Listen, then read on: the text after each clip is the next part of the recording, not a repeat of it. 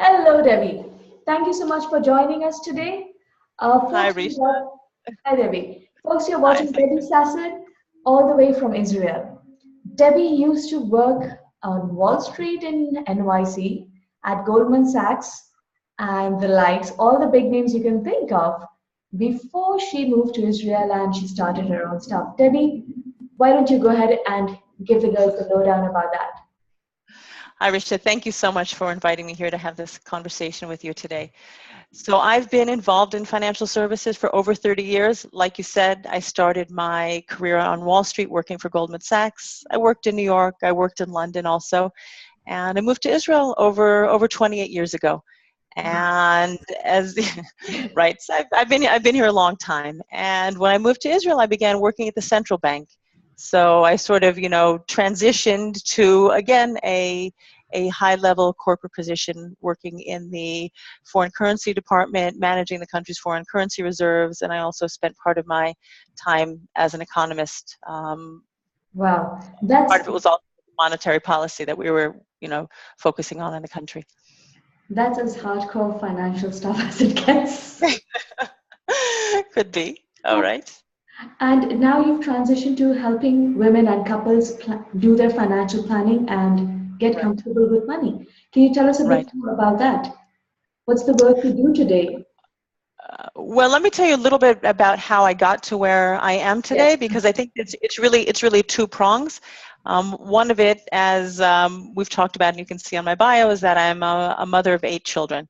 So Super mom. that's that's I have that's a trouble big thing. managing one. It gets easier, but you have to get over the critical mass before it gets easier. And it helps if you start with girls, which I did.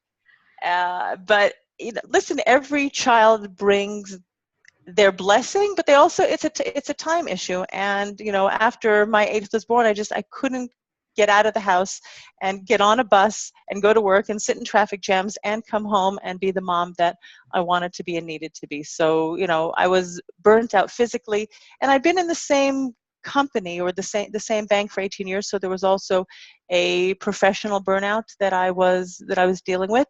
And that, I think, is sort of prong one. And then the other side is when my husband was diagnosed with cancer about 14 and a half years ago. And at that time, we started looking at our money, right? Cancer is a big C. It's big. You get everybody a little bit nervous, scared. And we had to plan for our future for our kids. At that time, we only had 6 kids. And when we started looking at what was going on in our personal life, we saw that things were not so in order as they should have been. Um, I'd been the one, who was managing a lot of the finances because I was in the financial world, and I made some really dumb mistakes. And so I get, really thinking that I knew what I was doing, that I could take the corporate, investment skills and translate them to my personal life. And I took a hot tip that turned out to be a real mess and lost a lot of money pretty quickly. I really thought that I knew what I was doing, but when I, sort of dug under the surface, I saw that I was not, or we were not, taking care of things so well. So I did, I looked at everything. We hired a financial advisor at that time, and I started learning as much as I could. Both myself and through my mentors. I took some online financial planning courses. And so it was really a transition that took me over a long period of time. And when the time was right, I decided I was moving from the corporate world to personal financial planning. That's such an interesting and inspiring story. I mean, I cannot imagine what it would be like to be in the financial world for 18 years and then step back. I mean, the 18 years means you were pretty high flying corporate, right? Steeped into finance. Stepping away from that couldn't have been easy. And at the same time, raising 8 children or 6 or 7 or what. I mean, I can't even imagine that. I go crazy trying to raise one kid. And when you raise those kids, you were working at Wall Street. I cannot imagine what it must have been like. And then to move over all those changes that you mentioned, I mean, leaving Wall Street, moving from NYC in America and London back to Israel, dealing with cancer. I mean, I'm boggled. I cannot imagine having to deal with those things. It's so inspiring that not only did you deal with them, but you've worked them through you've worked through them so gracefully. That's incredible. Well, you're only seeing me after the fact. You didn't see how I was along the way. Doesn't No, matter. It no, doesn't I matter, think right? It's the journey.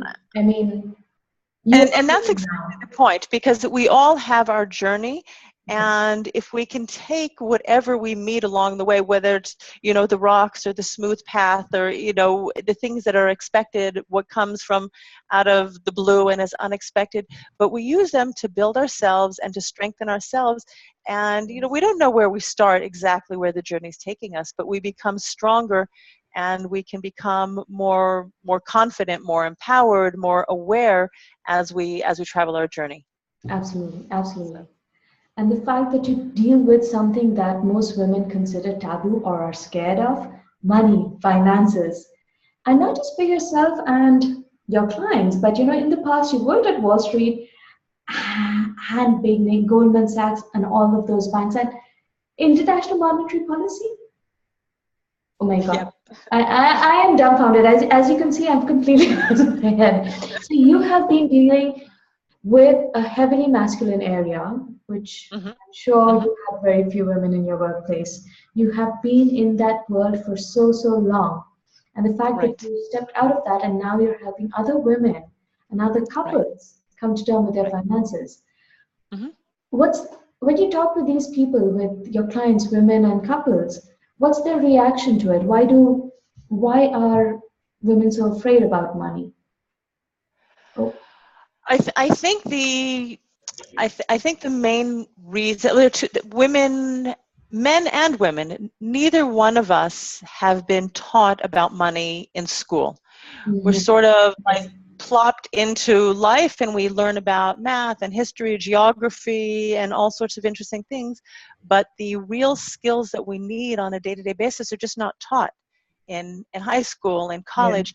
And so we sort of have to pick them up along the way, and many people don't. And I think that and we also haven't had any role models. I'm a little bit older than you are. I was born in the 60s, and my mother, she went to nursing school, and when she first got married, she worked a little bit, but once my brother was born, she didn't stay in the workforce. So I don't have any role models of a woman, and many women, even people who are younger than me, we don't have people that were showing us how to take care of money. And you use the word taboo, and money has been taboo for a long, long time. It's something that we don't talk about it. You have it, you don't have it. If you have money, it's almost like, dirty, evil. When I have an online program that I'm running called Smart Women Build Wealth, and I even brought up the picture of Cruella de Vil, from 101 Dalmatians. That's the image that we have in our mind of a moneyed person, a moneyed woman, is she's evil, she's cruel. And yeah, so if you have money, you don't, or you maybe if you've inherited money, you've earned a lot of money, you might not want to admit it to your friends because they might think differently of you. So yeah, we don't know how to have beautiful, loving, supportive money conversations. It's not something that we're familiar with. It's a new absolutely. language that we're all learning. And so that I, taboo around money is just now, maybe in the last 10 or so years, is sort of coming out of the woodwork, and we're beginning to have those conversations. yes, and you raised two very important points. One is in school, we are never taught how to deal with money, how to handle it, how to invest it, how to Right, manage it, right? right, We're taught history. We're taught about battles that happened somewhere in the world, and we have to exactly, memorize their long dates ago. and who the general was and what he said. But Right, we are not taught how to balance a checkbook. We are not taught how to manage your inflows and your outflows, right? right, right. And of course, in today's world, every year it seems that we have 5 or 10 new investment channels opening up. Which Mm-hmm. investment channel to choose, how to manage your money, how to save your money, when you save it, when you do actually save it, where to park it. Things like that, Right, we are not taught. We learn, we pick up, and how do we learn?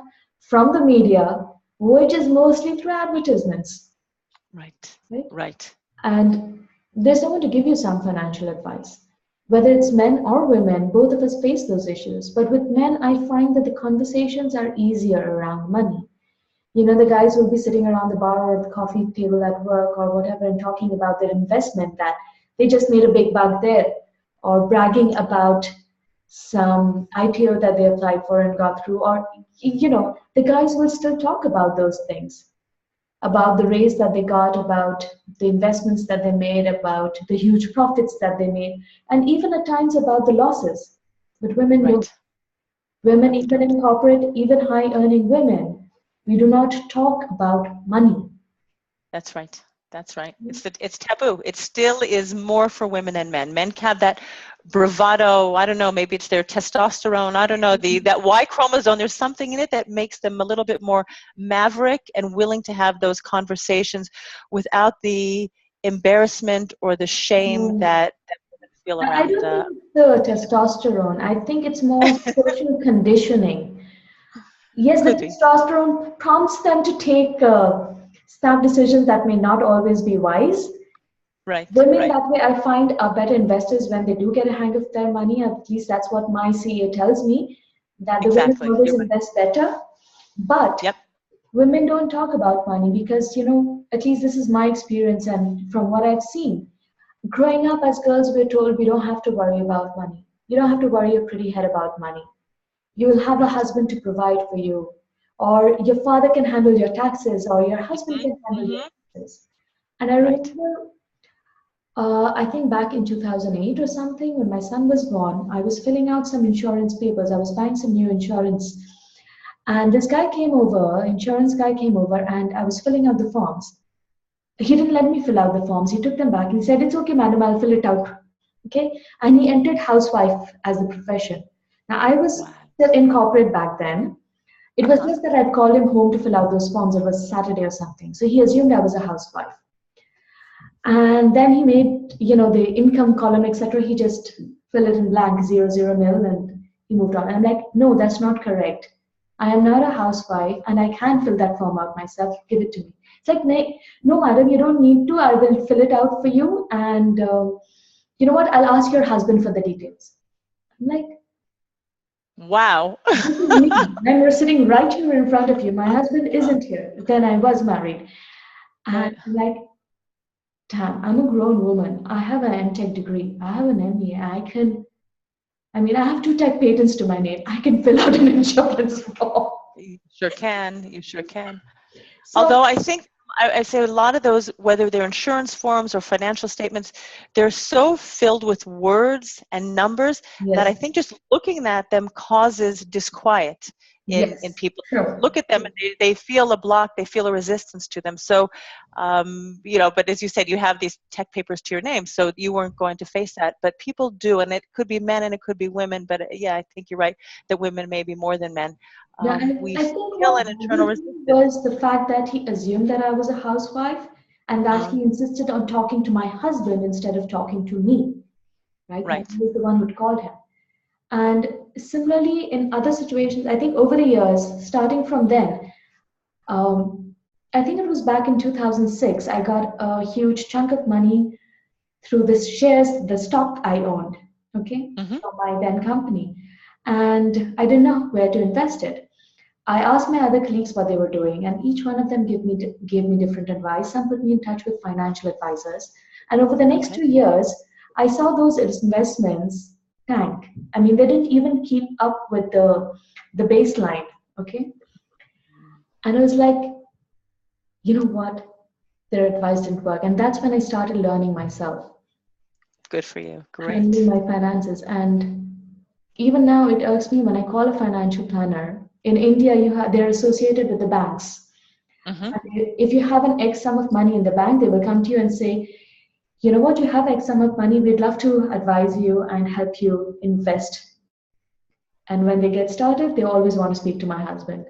I'm like, that's my account, that's my money, you speak to me.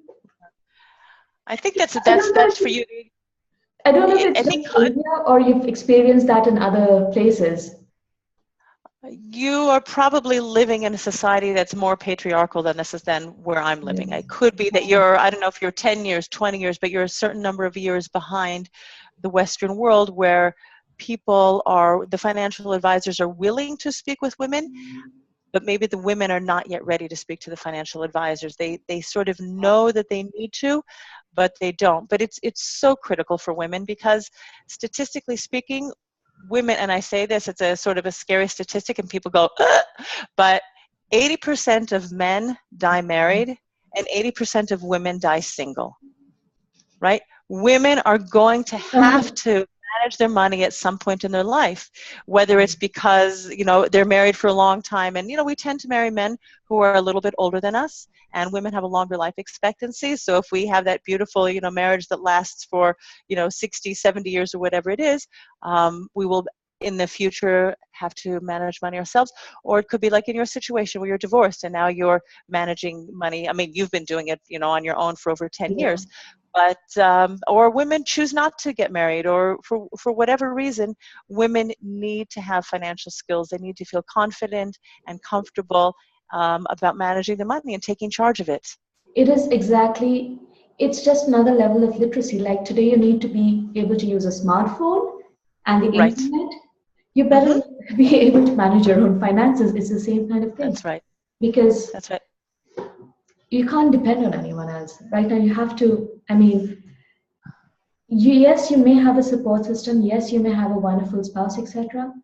But as a woman who's making money, or even if you are not making money but you have joint finances, you better know what those are, right? I think even also when it comes to couples, it gives the couples another dimension to the relationship when they're talking with each other, and they can look at their values, and they can look at their choices, and they can have that conversation together. And if something's not quite right, I mean, I've dealt with women who've received an inheritance and all too late found out that her husband was like squandering the money or taking it away, or there are all sorts of situations out there, right? Yeah, my ex gave away my savings. So women, but let's just work from the position of a relationship that's working well. But let's talk about this thing, because otherwise, money is what I say is a core survival issue. We need money for everything that we're doing. For us to talk on the internet, through Zoom, through electronics, we except for maybe going outside and breathing, and even then you want to wear some clothes, some shoes, whatever. Like, you need money for everything. It's the baseline. Yes. And so we need to be able to have loving conversations together as a couple. And then, as I said, if things aren't working so well, that will come out if we're looking together and making decisions together, around our money. We'll be able to see what's happening that isn't really what's supposed to be happening. It's looking a little bit fishy. Love how you say that. Love how you say that.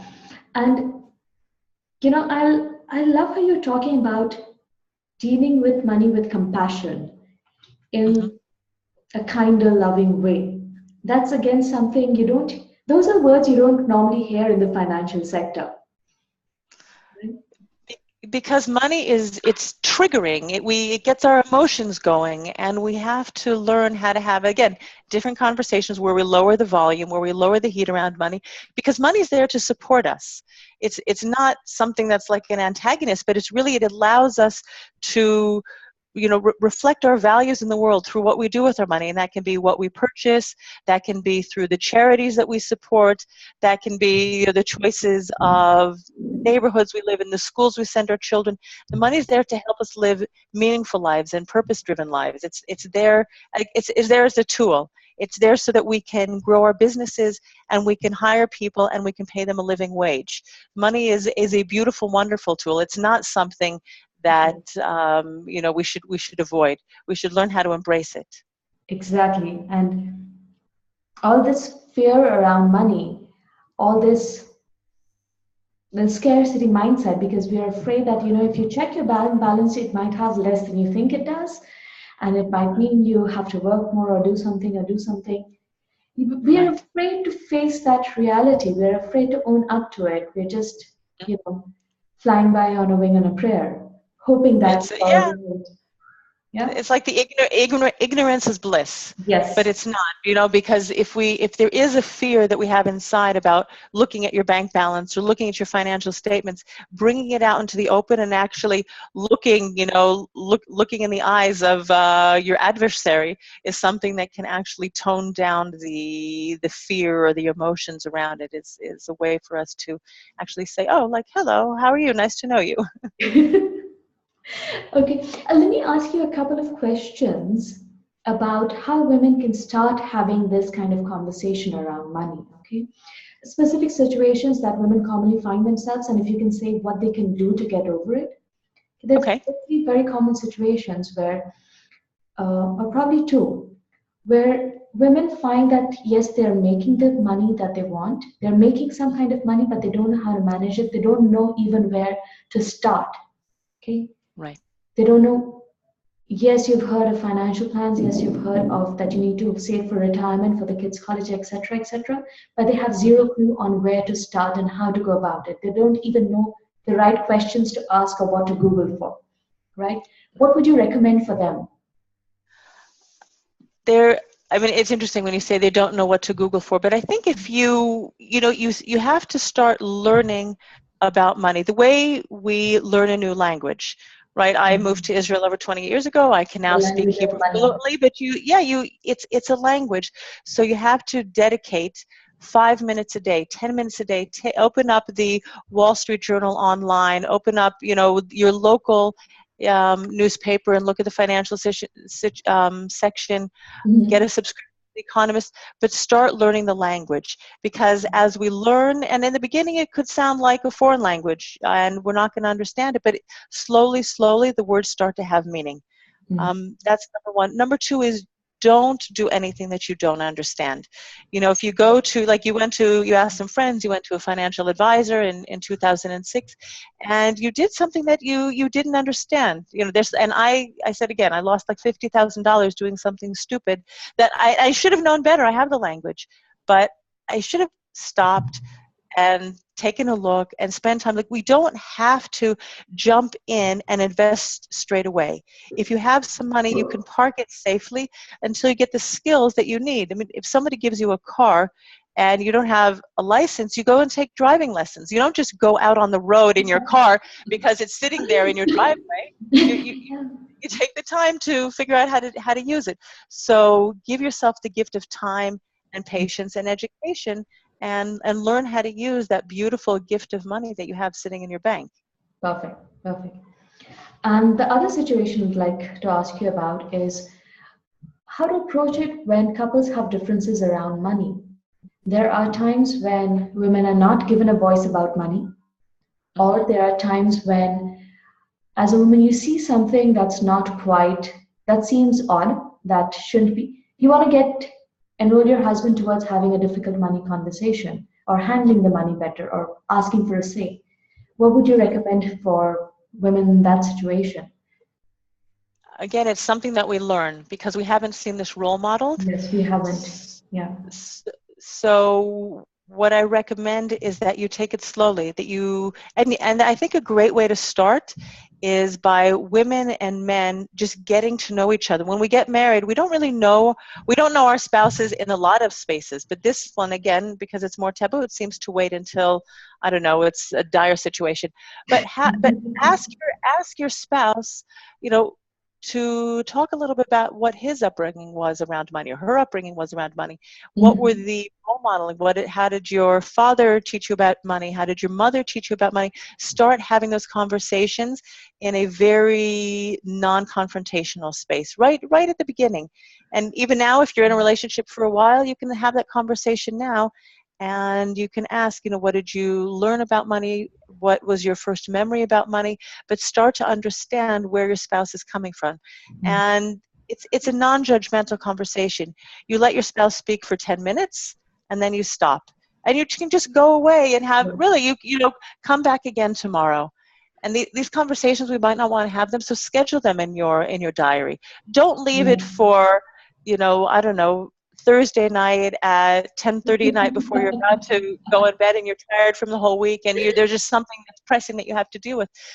learn to That use is gracefully. exactly what we end up doing. I mean, looking back at the time when I was married, we would always leave it to the last minute until it was no longer avoidable. Right. And And then there's an explosion, right? yeah, Because it's no longer avoidable, and our emotions get in there. We're not calm about it. So start talking and seeing, but it's a learned conversation that could take even years to develop. So you yeah, want to start it as early as possible in your relationship. yes. And before you can go and talk to your spouse, you have to spend some time figuring out your own money, um, how you feel about money, how Hmm. comfortable are you with it, how Right. what's the mental picture in your head? Because money is not just a number; it has a lot of emotions attached to it. So, how do you feel about spending? How do you feel about saving? What were you raised? What were the money memories you were raised with? We Exactly. Yep. often suppress them because we were told things like money doesn't grow on trees. Oh, no one's going to pay you that much and things like that, right? So what are your own money memories? What are your own associations with money? Can you get clear on that and then go and talk to your spouse around that? Hmm. It's an Yep. interesting conversation to have. And you know what I realized? Now I know all of this. I didn't back then.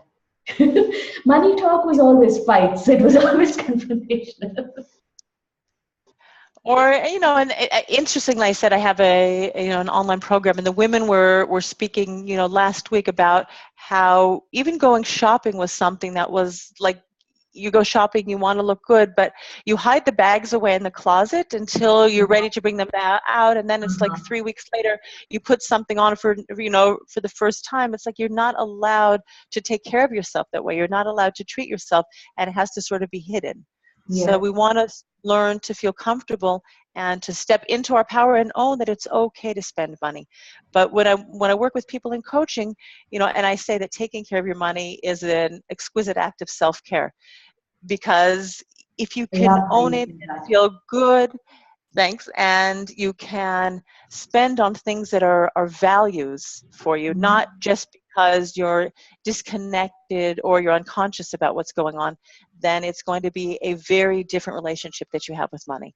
And sometimes it takes looking at the fine details, looking at where your money is going on a day-to-day basis. When I was working with a woman a couple of years ago, a woman in her 60s, she and her husband were like pre-retirement, and they didn't have any kids. So we weren't talking about, who their beneficiaries were going to be, but just what's going on and what their future and what were the charities that they were going to be donating their money to after their passing. And she took me up on a challenge, and she really kept track of her money for a couple of months. And she said that she was really surprised because she had never realized how much money she had been spending on clothes. And if you would see this woman, you would see that she was really dressed simply. She wasn't extravagant. It didn't look to me like she was wasteful with her money. But all of a sudden, she realized that it was a value for her and for her husband to leave money to institutions that they really felt connected with and they supported. Mhm. And she wanted to make sure that she had more of that. So it was so much, in alignment with her values to be able to change the direction and change, for her money, change the places where she was putting it. Exactly. Being conscious of your money, being conscious of where it goes and what it does for you, how it makes Hmm. you feel to spend it. That's such an important thing. I Right. started tracking my expenses on my phone a few years ago. There's a free app called Expense Manager. Okay. And initially I used it just to track expenses, but now I use it to track income as well. And it's so amazing to know exactly at any time I can log in and just check where my money came from, Hmm. where it's going to. That is such a freeing Right. feeling to know, to always know, right? Hmm. And like you said, it takes a bit of an effort to get there. There is always a lot of resistance feeding in any expenses. Oh my God, I spent so much money on that. Well, I think we just have a lot of expenses, so it's something that takes time, and especially when people are getting into it, and you can maybe share your experience. It does take time. Maybe in the beginning it will take 20 minutes a day. Maybe it'll take half an hour a day. You need to spend the time to set up your different categories in your expense tracker. But Mhm. after it's going and you're in a routine, it just goes smoothly. It's Exactly. like a learning curve for anything in It 5 takes minutes, about 10 a minute minutes or a day. two every day now for me. Right. At the end of the Right. day, I just have to feed in a minute or two, or even when I'm waiting at the traffic signal, I can just feed it Right. in right after an expense. So that way I don't have to keep it in my head. I don't have to be weighed down by that expense. I can just put it in and forget it. And yes, it's done. Very interesting. Great. You mentioned a bit about your program, Smart Women Build Wealth. Can you tell us a Right. bit more about that? Because I'm sure so many women could do with that kind of stuff. So at the moment, I started a month ago with the women that are in the program. It's a 6-month program where we go through 12 different wealth building modules. One is to start understanding our history around money and to really break through some limiting beliefs around money. Those are like the first 2 modules. And then we're going to start getting really hands-on. We're going to be talking this week, we're meeting on Wednesday. We're going to be talking about tracking money, understanding your net worth, and then we're going to be moving into investments. You know, a lot of people that I speak with, even people in their 50s and 60s, men and women, they don't know the difference between a stock and a bond. Now, those are your 2 basic investments. Good for you. But people don't know, and maybe they could Google it, but sometimes they don't even think to Google it. You know, so we talk about what's the difference. You know, what are mutual funds? What are exchange traded funds? Real estate is an investment, investing in yourself and your business, and where does that come into the picture? And then we're going to be talking about looking to the future, retirement planning, succession planning, you know, planning how to pass on your wealth to the next generation, and all of the documentation that you need. I mean, people need a will, they need insurance, they Yes. need so many different bits and pieces around money. So we're going to make sure that people have all of those bits and pieces in place as we move through the course. Perfect. Perfect. It sounds, I'm sure a lot of women need that kind of information and that kind of coaching, or rather help to get them through those kind of things. So where can they connect with you? It's How can step they by connect step. with you? So my website is Debbie Sasson, DebbieSassen.com. And my Facebook handle is @DebSasson, same Perfect. spelling.